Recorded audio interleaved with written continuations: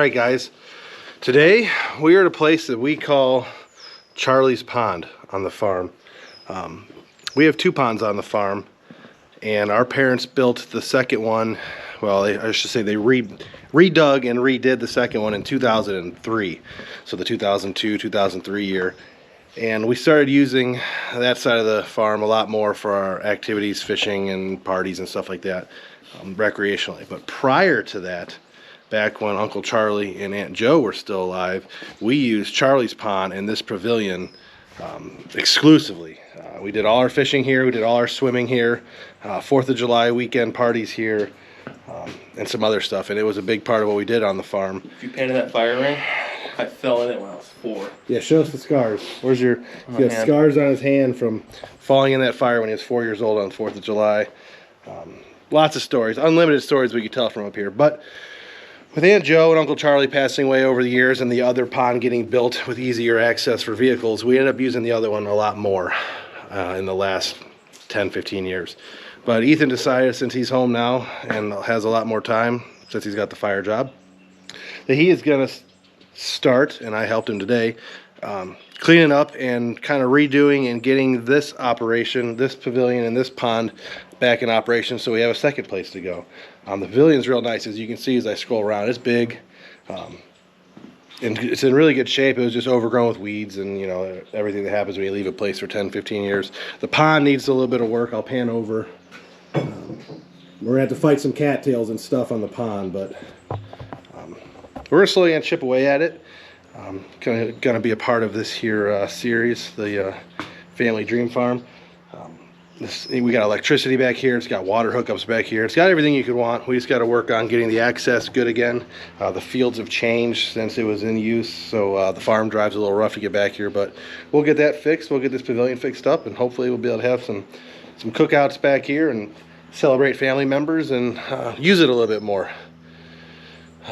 But it's gonna take some work, and we're sweating profusely because it's 93 degrees today. It's one of the hottest days of the summer. It's June 18th, 19th, and it's very warm. But all the water, yeah, every year in my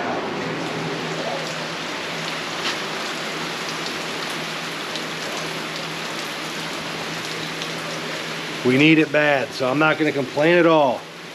Not going to be able to get much done in the fields today, but we got plenty of rain.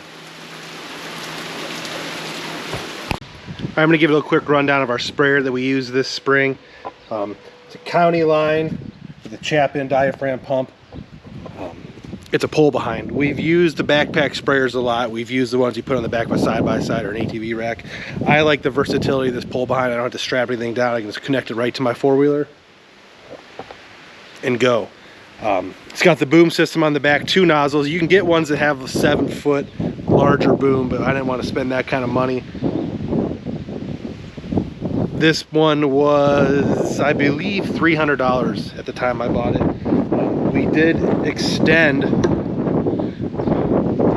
the cord system because the cord that came with it was very short for the on-off switch, and we made a little addition to my four-wheeler. Positive battery terminal. We made an I guess you call it a pigtail or an extension onto it. Pulled it off to the side, that way I can just clip it on and off real easy without having to take my seat off, without having to sit on the connections. It's a real pain if you know anything about that. Part of my summer projects was fixing a bunch of our broken trail cameras.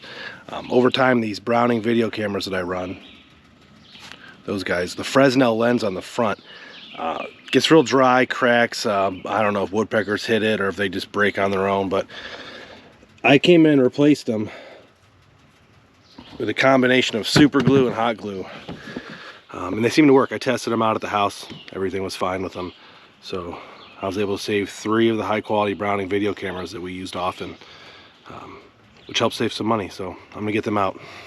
All right guys, we are setting up some of the Wise Eye trail cameras today, and we are also putting out our first mock scrape of the season.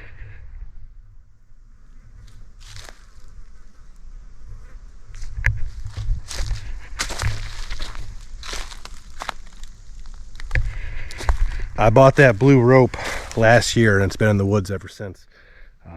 we had some good activity on that scrape. It's a scrape that Megatron hit during gun season.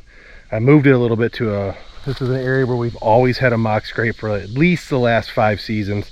Lots of video, lots of big bucks here, lots of opportunity at killing bucks. Just a great spot on the farm. We're starting this one early. I used 2 cans of Evercalm. I got them sitting over here. 2 cans of Evercalm bomb.